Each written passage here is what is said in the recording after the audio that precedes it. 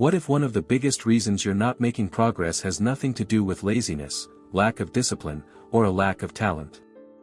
What if it's this? You're spending too much of your life explaining yourself. Explaining your choices. Explaining your boundaries. Explaining your dreams. Explaining why you said no. Explaining why you're changing. Explaining why you need something different. And while you're busy trying to make everyone else comfortable with who you're becoming, you slowly lose touch with yourself. Think about it for a moment. How many decisions have you delayed because you were worried about how other people would react? How many opportunities have you talked yourself out of because you couldn't guarantee that everyone would understand? How much energy have you wasted rehearsing conversations that never even happened? Here's the uncomfortable truth. You can spend your entire life trying to avoid disappointing other people. And still disappoint them. But in the process, you may end up disappointing the one person you can never escape. Yourself. In today's world, especially in a culture that rewards approval, likability, and constant accessibility, many of us have been conditioned to believe that we owe people explanations for every choice we make. But what if you don't? What if your growth requires disappointing expectations that were never yours to carry? What if the next level of your life begins the moment you stop asking for permission to become who you're meant to be? In this video, we're going to uncover why you feel compelled to explain yourself, why seeking a jury for your life is quietly destroying your confidence, and how learning to let people misunderstand you can become one of the most liberating decisions you'll ever make. And I encourage you to stay until the end. Because the final lesson isn't just about setting boundaries with other people. It's about rebuilding trust with yourself. If you've ever struggled with people-pleasing, overthinking, guilt, or the exhausting need to be understood by everyone around you, this video is for you. And if you're ready to build confidence from the inside out and improve your life without chasing approval, consider subscribing to Quiet Improvement. We're not here to become louder. We're here to become stronger. Quietly. Now, let's begin. Have you ever stopped to ask yourself this question? What if you're so afraid of disappointing other people that, without realizing it, you've been disappointing yourself instead? It may not be a conscious choice. But that's exactly what happens when you consistently put other people's needs, expectations, and comfort ahead of your own. Little by little, you abandon yourself. And that self-abandonment keeps you trapped in a cycle of over-explaining, people-pleasing, and unspoken resentment, quietly eroding your confidence from the inside out. So let's explore this together. Why do so many of us, especially here in the United States, where productivity, likability, and social approval are constantly rewarded, feel responsible for managing everyone else's reactions? And more importantly, how do we break free from this fear and finally reclaim the life we deserve to live? Here's the truth. Over-explaining isn't really about being clear. It's about avoiding a feeling. It's the fear that if you're not understood, you'll be rejected, criticized, or left behind. Human beings are wired for connection. Love is part of our nature. But until we truly understand that our worth doesn't depend on external approval, we tend to believe that love lives outside of us. And that's where the pattern begins. As children, many of us heard messages like, "You should do this. You shouldn't do that. What are you going to be when you grow up?" Over time, the ego personalizes those messages. It interprets them as evidence that something is wrong with us. If I need to be different to be accepted, maybe I'm not enough as I am. Disapproval starts to feel like the withdrawal of love. And if love is withdrawn, it feels like abandonment. So we adapt. We build a version of ourselves designed to keep other people happy, because we believe that's what keeps us safe. Sound familiar? Imagine turning down an invitation to dinner. You simply can't make it. But instead of saying, "Thanks for inviting me, but I won't be able to make it," you immediately send a long text message explaining your schedule, your reasons, how exhausted you've been, and how guilty you feel for saying no. On the surface, it looks polite. But underneath, something else is happening. You're trying to manage someone else's emotional response. It's almost as if you're saying, "I don't feel safe unless they understand me." But real growth begins when you stop trying to control how other people feel about your decisions. Because as adults, we can no longer be abandoned in the same way we feared as children. What we can do, however, is abandon ourselves. And over-explaining is one of the quietest ways we do exactly that. So the next time you notice the urge to justify yourself excessively, try this simple exercise. Pause. Take a breath. Then gently ask yourself, what feeling am I trying to avoid right now? Maybe it's guilt. Maybe it's fear. Maybe it's disappointment. Instead of running from it, notice where that feeling shows up in your body. Sit with it. Allow it to exist without immediately trying to fix it, explain it away, or make it disappear. Then respond with a short, honest sentence instead of a lengthy justification. Every time you do this, you weaken the old belief that says you must keep everyone else comfortable in order to be okay.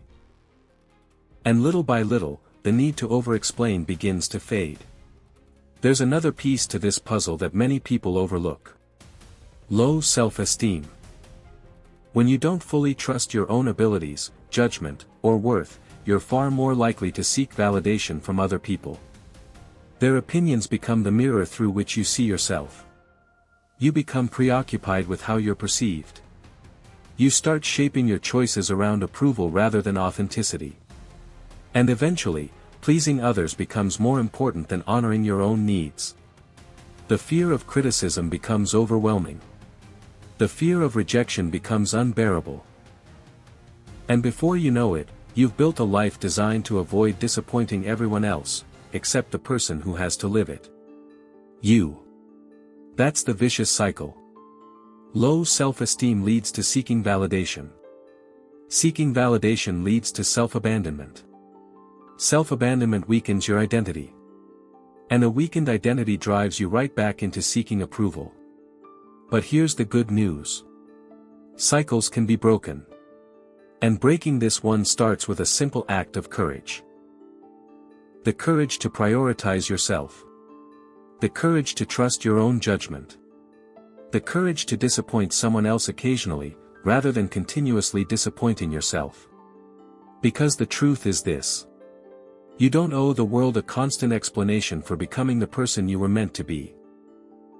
Before we continue, if you've ever found yourself overthinking decisions, second-guessing yourself, or feeling exhausted from trying to meet everyone's expectations, consider subscribing to Quiet Improvement.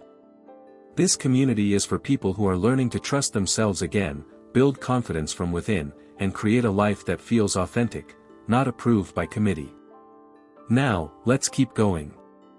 Making decisions, even the seemingly small ones, can be intimidating. What if I make the wrong choice? What if I regret it? What if everyone else thinks I'm making a mistake? That discomfort is real. And to avoid it, many people turn to something that feels safe, other people's opinions. Seeking advice is natural. In fact, when done wisely, it can be incredibly valuable. Trusted people can offer insights based on their own experiences. They can help you see blind spots, strengthen relationships, and sometimes provide the encouragement you genuinely need. But here's where things become dangerous. Asking for advice can quietly turn into something else entirely. Seeking consensus. And there's a big difference between the two. Advice gives you information. Consensus gives away responsibility. When you're constantly searching for agreement before taking action, you're no longer looking for perspective. You're looking for permission. Without realizing it, you're handing over the final vote on your life to other people. You're hoping that if enough people agree, you'll finally feel certain. That if the decision turns out badly, at least you won't be the only one responsible. But certainty doesn't work that way. And neither does confidence.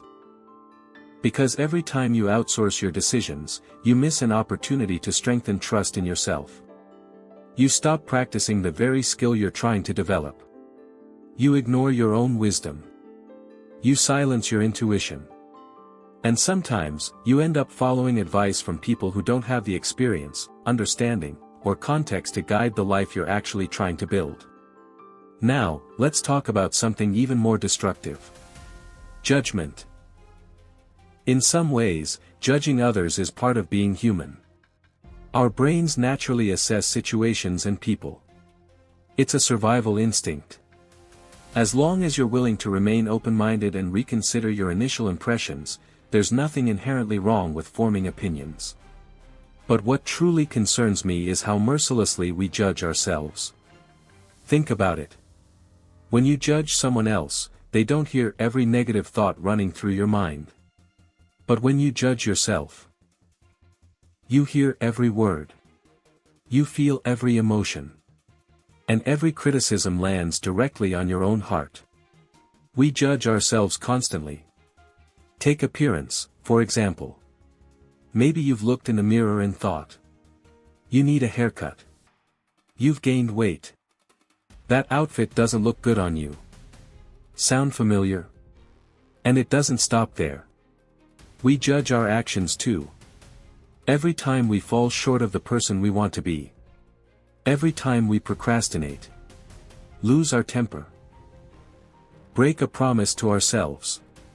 We condemn ourselves. Again. And again. And again. Until eventually, we begin to believe the story we've been repeating. That we're weak. That we're incapable. That we'll never change. As if life isn't already difficult enough, we join forces against ourselves. We become the architects of our own insecurities. And insecurities are ruthless. They don't just stop you from taking risks. They don't just silence your dreams. They convince you that success isn't meant for someone like you.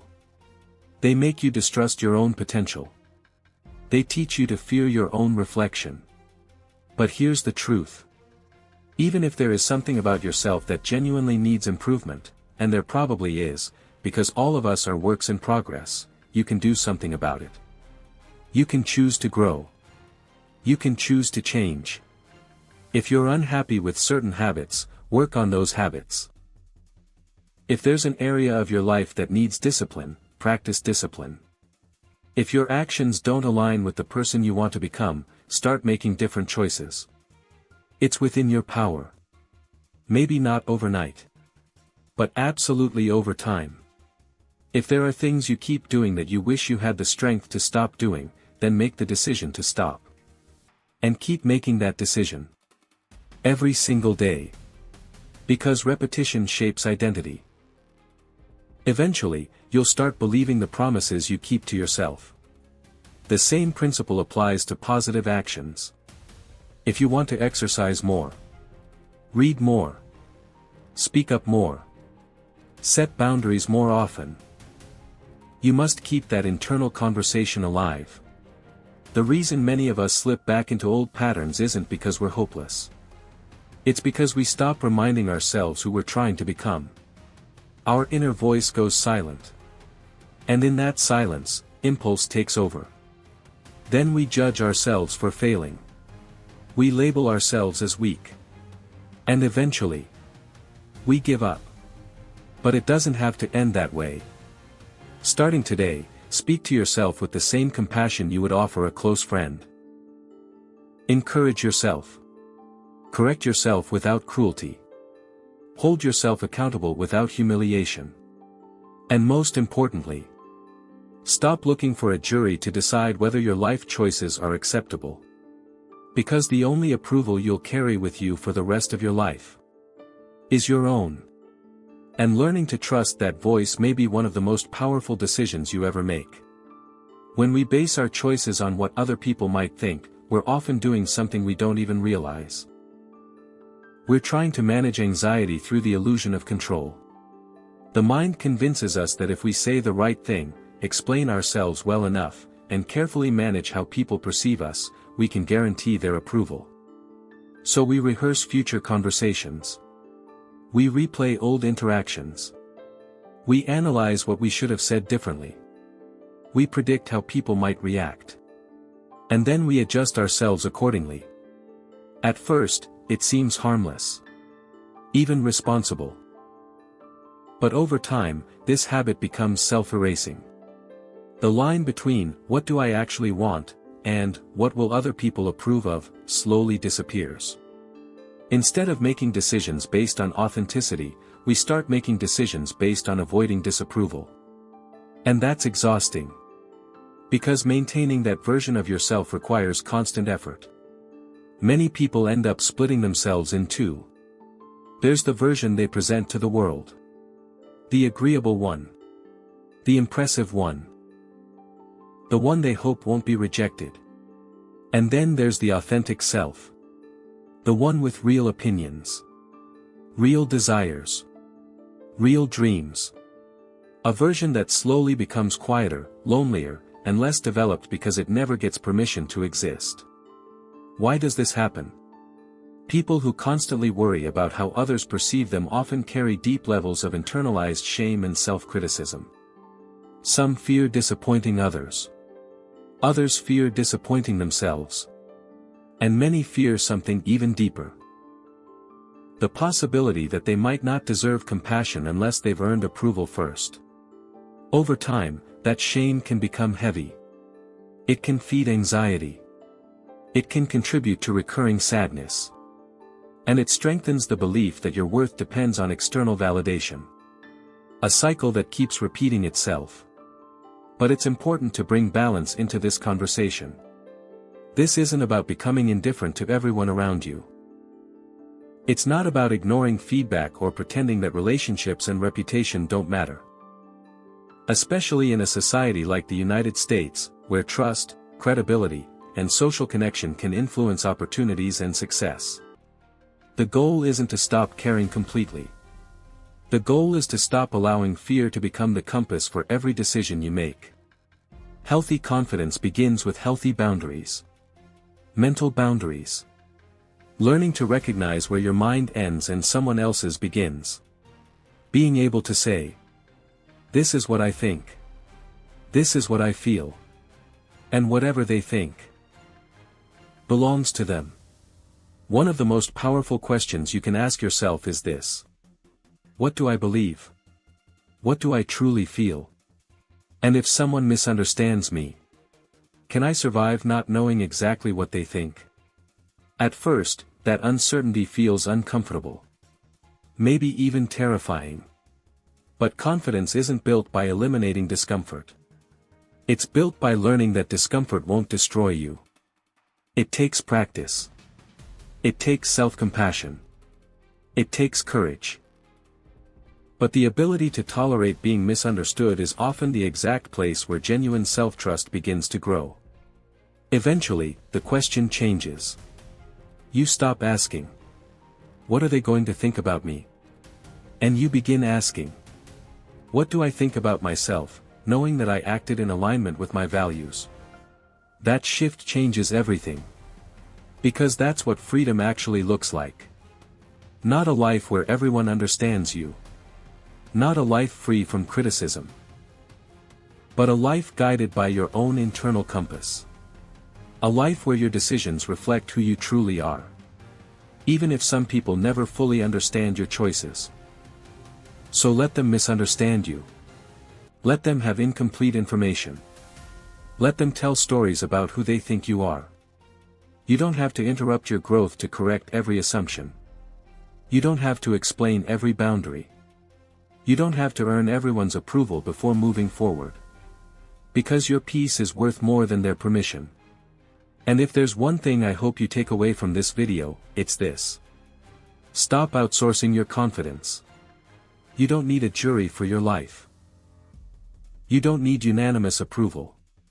You don't need everyone to understand your journey before you take the next step. Protect your energy. Trust your values. Speak when you truly have something to say. And when silence serves you better, allow your actions to do the talking.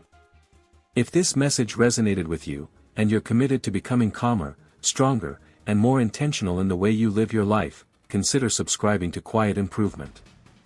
This community isn't about perfection. It's about progress. quiet progress. So tell me in the comments.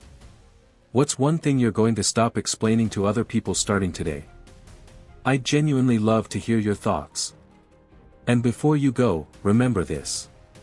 You don't owe the world a constant explanation.